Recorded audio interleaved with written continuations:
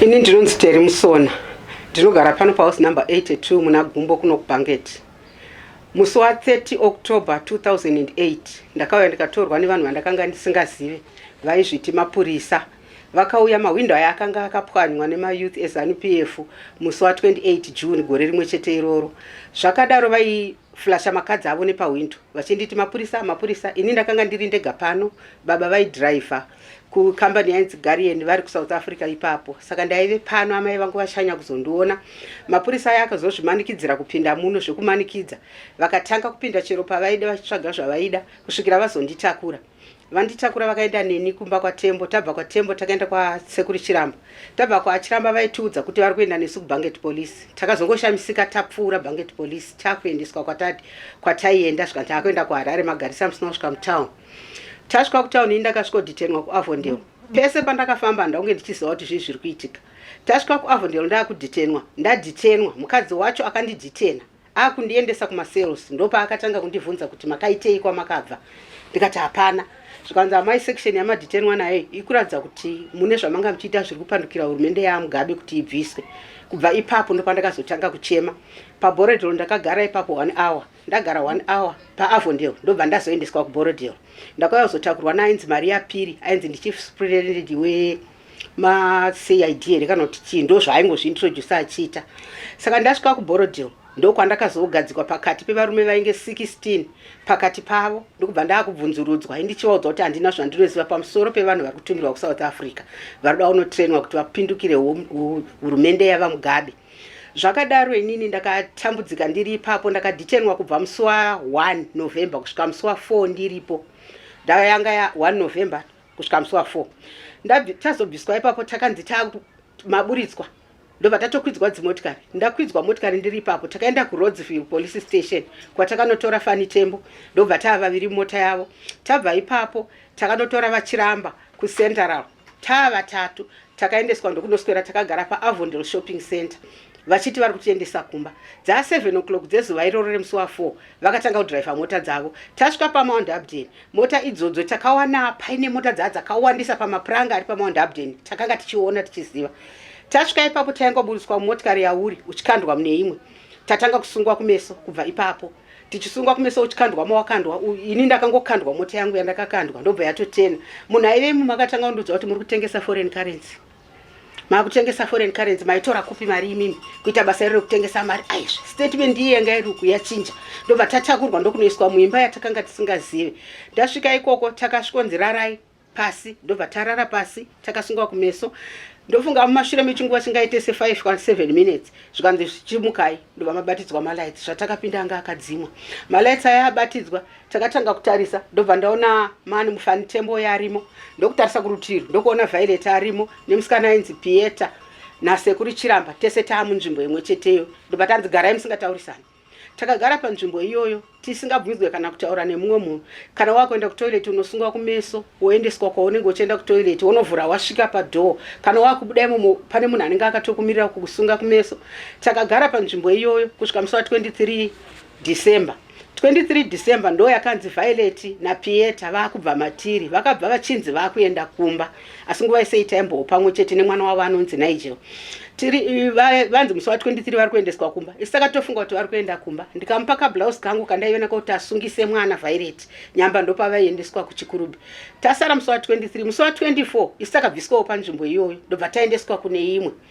Zvikanzi panapa takangobva uchinzi makuenda kumba. Takazongoerekana takune imwe nzvimbo zvakare. Zvikanzi toda kuendesai kumazowe munodimburwa misoro. Varume vari ipapo vaitaura zvokuti vakapindira basa kuuraya vanhu. Toda kunokuurayai. Hamunzwe stereki imimi. Sezvakaita imimi chichembere chikuru chese munoda kungosumudza maoko enyu muchingodai musingaende kunorima kumusha. Takagara panzvimbo iyoyo zvakare nenzira idzodzo.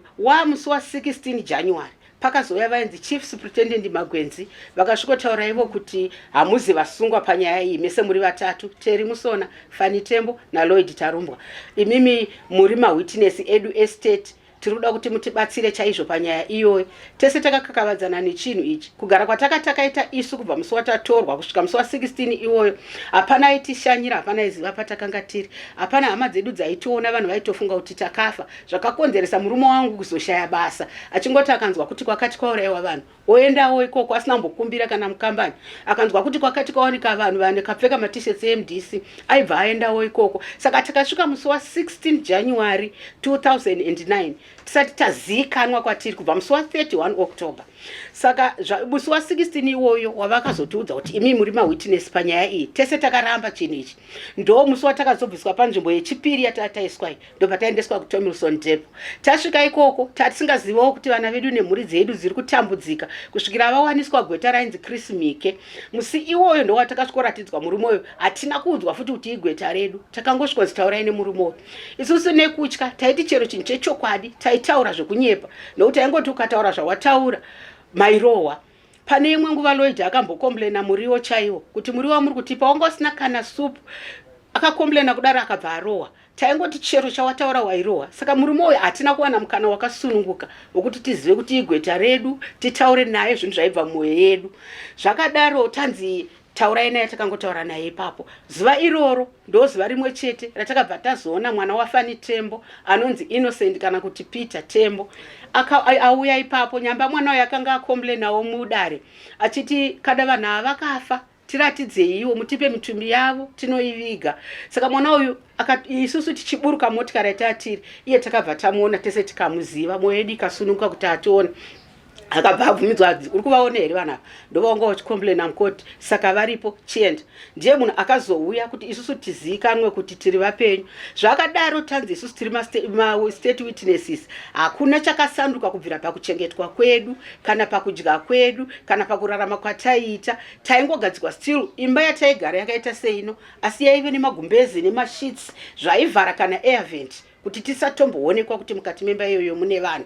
Zvataitaura nekurarama kwataita mukati menzvimbo iyoyo kwakanga kwakatiomera. Ini semunhu wechikadzi anga ari pakati pevanhu vevarume,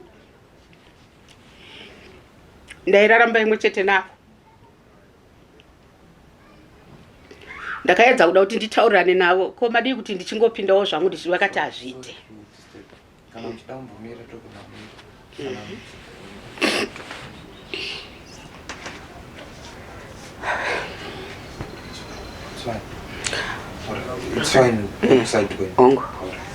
Zvakadaro ndaingoraramba imwe chete nevarume.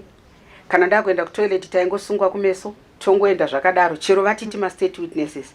Saka takagara imomo zvakare kusvika musi wa9 March. Musi wa9 March ndo wakazoya vamagwenzi vaive zvikanzi isusu takuda kuti munosaina mafomu atiri kuenda nemi kwatiri kuenda, muchazongoona taikoko. Saka takabva taendeswa kwavaiti kuna Commission of Oaths, takunosainiswa kuti taakuenda kumba. Wanga wa musi wa9 March 2009 ndobva tazoburiswa uri musi wa10 ndo wavakazotitakura nemota yavo. Takangofunga zvimwe chete zvatakaitwa musi uye watakatakurwa tinzi takuenda kuBanget, tikasvika paMount Abdul, zvokuti mwoyo yedu isusu yakanga isina kusununguka neupenyu ihwohwo. Takangokwira mota, asi zvechokwadi takazoona taakufamba. Vakava vachitidhiropa mumwe nemumwe pamba pake, zvikanzi kana taakukudai tichazokutorai, kana taakukudai nyenyenya haina kupera tichazokutorai. Ndokusiya kwatakaita. Zvanga zvisina kumira zvakanaka. Amen. Magariro amakuita mazuva ano zvakakuafekta here kuti magariro enyu amakuita mazuva ano zvakaitika pamunhu? Zvakandiafekta zvakanyanya. 2008 ranga riri gore rakanga rakaoma. Rakaoma kudaro, chikafu munoziva chakanetsa nemari nechii zvese zvainetsa. Indiri munhu airima. Ndaitoenda amai vangu vairima vane kumunda, ndaitoenda ndichinopiwawo ndima yekurima ndichirima. Zvese zvazvinagona kuitika ipapo. Murume wangu akazosiswa basa pakambani yaaishanda, anova ndiye akanga asara achichengeta vana, zvikatiafekta zvakanyanya. Ndine mwana musikana anga akaroorwa nemurume aisenza kuominia fertilizer. Nokuda kwekuoma kweupenyu, vanhu havaitambiriswa tugrosari twavaipiwa ikoko vachienda kunodya mudzimba dzavo. Iye akanga akungotorawo achiuya kuzopa tuvana twandakanga ndakasiya pano. Ndine mwana wangu wekupedzisira akanga achida kuita Form 1 gore iroro, haana kuzoenda kuchikoro. Akatorwa nehanzvadzi yangu akaenda kunogara kuMangula kumba kwahanzvadzi yangu. Panapa ndaive nemwana mukomana akanga aine 16 years. Ndakamuona achichengetwa neimwe chembere patakabuda ipapo. Izvozvi ane chirwere, ari kutonwa mapiritsi nokuda kwokuchengetwa nepfambi iyoyo. Vana vakanga vaamombe dzemashanga. Baba kuti vachiva nebasa riri permanent from there harina kuzowanika. ini kuti ndizotorwa kana kuti ndive nhengo yebato rangu ndandiri munhu aizvishandira ndaive maid for 14 years zvese izvo zvakakanganisika ndikatadza kuzoenda kubasa. Imba inoi imba yemhuri haisi yedu nemurume wangu arapo. Muri kuona apo pakajoinwa maasbestos apo ndo paikandwa maasbestos nevanhu veZANU-PF musi wa28 June vachipwanya zvokuti hazvikwanisika kuti tise 1 iri manje. Dzimba dzinodzaa dzemakore dzakuda kuti patinenge taaredi tototsvaga maasbestos ese totanga kuisa zvakare panyowani. Imba ino yese maburi imba yacho isiri yedu zvokuti family one vamwe varipo havasi kufadzwa nechinhu ichi. Isusu kuti tichigona kugadzirisa zvinhu izvi hazvisi kukwanisika neupenyu hwatiri kurarama iye zvino.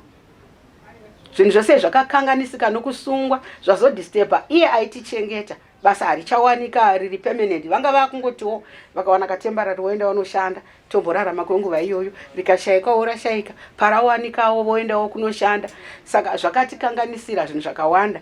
Vana vasikana aifanira kuzoenda kuchikoro. Mwana iyeyo takazomuendesa hedu rimwe gore akazoita form 4 asi akanga asisanzwe nenyaya yekuti akatora nguva huru 6 months asina control yemumwe munhu.